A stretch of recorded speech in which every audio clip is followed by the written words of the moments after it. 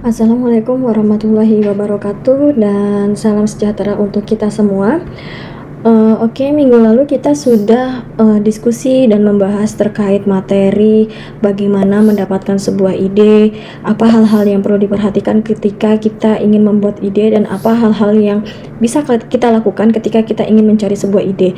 Dan juga minggu lalu kita sudah membahas tentang macam-macam genre film, baik itu film animasi maupun film live action secara general. Minggu ini kita akan membahas tentang premis. Ada beberapa poin yang akan kita bahas hari ini, antara lain definisi premis, kemudian apa sih langkah-langkah yang dapat kita lakukan untuk merancang sebuah premis, dan contoh-contoh premis dari beberapa film terkenal yang mungkin diantara kita sudah pernah melihat sebelumnya. Oke, kita langsung aja masuk ke dalam materi tentang apa sih premis itu. Nah, secara singkat, premis itu dapat mendeskripsikan keseluruhan ide cerita yang biasanya terdiri dari kurang 30 kata.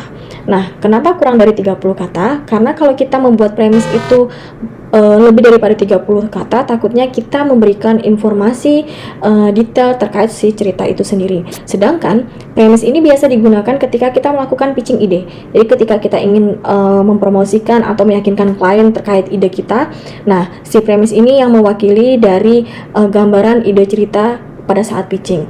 Nah, biasanya sebuah premis ini terdiri dari beberapa item, antara lain judul, genre, si karakter heroik ataupun karakter antagonis, dan si goal karakter itu sendiri. Nah, dalam membuat premis ada beberapa hal yang harus diperhatikan. Yang pertama adalah premis harus bisa menjelaskan karakter protagonis, yaitu karakter utamanya. Nah, selain itu si premis ini juga bisa memberikan informasi apa sih tujuan dari karakter protagonis itu, dan siapa sih musuh atau karakter antagonis dari si cerita itu sendiri.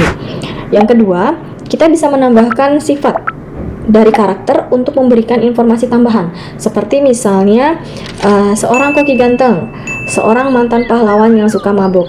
Nah, kata ganteng dan suka mabuk itu adalah kata sifat sebagai informasi tambahan terkait si karakter itu sendiri. Kemudian yang ketiga adalah premis haruslah jelas dan cepat dalam menyebutkan goal dari karakter protagonis atau karakter utamanya. Jadi sampaikan informasi di premis apa sih tujuan si karakter utama itu dalam cerita ini. Misalnya, seorang koki ganteng yang ingin mendapatkan posisi sebagai kepala koki di restoran baru bosnya. Berarti tujuannya adalah dia ingin mendapatkan posisi sebagai kepala koki di restoran yang dia baru bekerja. Kemudian contoh lainnya adalah seorang mantan pahlawan yang suka mabuk mencari anak perempuannya. Berarti tujuan dari karakter protagonis atau karakter utamanya adalah si mantan pahlawan ini dia ingin mencari anak perempuannya. Kemudian yang keempat, deskripsikan karakter antagonis. Nah, di sini kita bisa memberikan informasi tambahan seperti seorang koki ganteng harus bersaing dengan musuh ambisius untuk mendapatkan posisi sebagai kepala koki di restoran baru bosnya.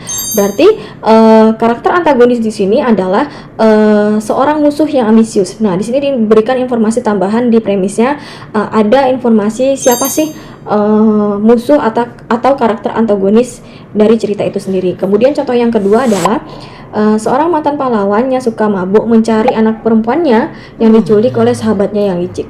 Berarti karakter antagonisnya atau musuhnya adalah sahabatnya dia yang licik yang mencuri anaknya. Selanjutnya, yang kelima adalah setup. Nah, beberapa naskah memiliki setting atau setup yang berbeda dengan dunia nyata, sehingga kita membutuhkan rencana deskripsi setting yang lebih detail untuk menjelaskan tema yang digunakan. Misalnya, di sebuah daerah di mana seorang anak dibesarkan dengan dikelilingi oleh sampah. Jadi kita harus mendeskripsikan dengan detail bagaimana sih lokasi yang dikelilingi oleh sampah itu. Atau contoh lainnya adalah penyakit mental yang didapatkan oleh seorang karakter karena kecelakaan di tempat kerja. Ia adalah seorang manajer toko akuarium. Berarti kita harus mendeskripsikan secara detail bagaimana sih toko akuarium itu. Dan pastikan bahwa jangan pernah memberikan informasi tentang bagaimana si cerita ini akan berakhir, endingnya seperti apa dalam premis yang kita buat. Nah, ending cerita ini biarlah menjadi poin yang membuat audiens penasaran terhadap bagaimana cerita itu akan berlangsung. Ketika mereka setelah membaca naskah, baru mereka tahu bahwa ending ceritanya itu seperti apa. Selanjutnya, ada beberapa langkah yang dapat kita gunakan dalam merancang sebuah premis. Yang pertama adalah mulai dengan sesuatu yang baru atau mengubah ide lama menjadi sesuatu yang berbeda. Nah, kita bisa mencari ide-ide baru atau kita bisa menggunakan referensi-referensi yang pernah kita dapatkan dari nonton film atau membaca buku sebagai referensi dalam membuat ide cerita itu sendiri, kemudian kita tuangkan dalam sebuah premis. Jangan pernah membatasi imajinasi yang kita punya. Nah, cobalah berpikir lebih luas, lebih liar, dalam artian masih terkontrol dengan referensi-referensi yang mendukungnya. Kemudian yang kedua adalah usahakan membuat konsep cerita yang simple sehingga ketika membuat premis kita mudah. Jadi jangan sampai kita dipersulit oleh ide-ide kita yang kadang tidak masuk akal. Boleh tidak masuk akal, tapi harus diiringi dengan kemampuan untuk mengeksekusinya yang sejalan. Nah, inti dari sebuah cerita itu adalah karakter utama. Jadi si premis ini sendiri tidak hanya menjelaskan bagaimana si karakter utama itu sendiri, tapi juga berhubungan dengan goal si karakter dan siapa sih musuh atau karakter antagonis dari cerita itu sendiri. Nah, selain itu ada beberapa hal juga yang perlu kita perhatikan sebelum kita membuat premis. Yang pertama adalah pastikan kita membuat judul yang menarik. Nah, biasanya kita sebagai audiens kita akan tertarik ketika membaca kalimat pertama. Jangan bikin judul yang terlalu panjang.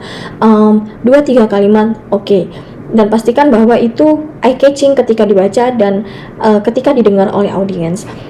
Kemudian deskripsikan karakter utama, musuh atau masalah konflik di paragraf pertama narasi. Nah, ini membantu kita dalam mendeskripsikan si premis kita. Nah, ketika premis kita sudah diberikan kepada let's say audience, maka dia pasti akan tertarik. Kalau premis kita menarik, dia akan membaca paragraf pertama kita. Nah, pastikan bahwa deskripsi karakter utama, musuh, masalah konflik itu sudah tersedia di paragraf pertama dari narasi kita.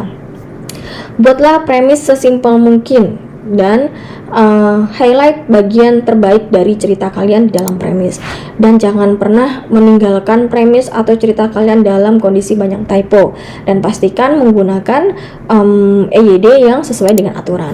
Kemudian buat premis enak dibaca sehingga ketika orang baca premis mereka langsung paham bahwa oh, ada karakter protagonis yang namanya ini, karakter antagonis yang namanya ini, tujuannya adalah ini. Jadi dari premis itu di audiens langsung bisa mendapat poin-poin secara garis besar bagaimana cerita ini akan berjalan.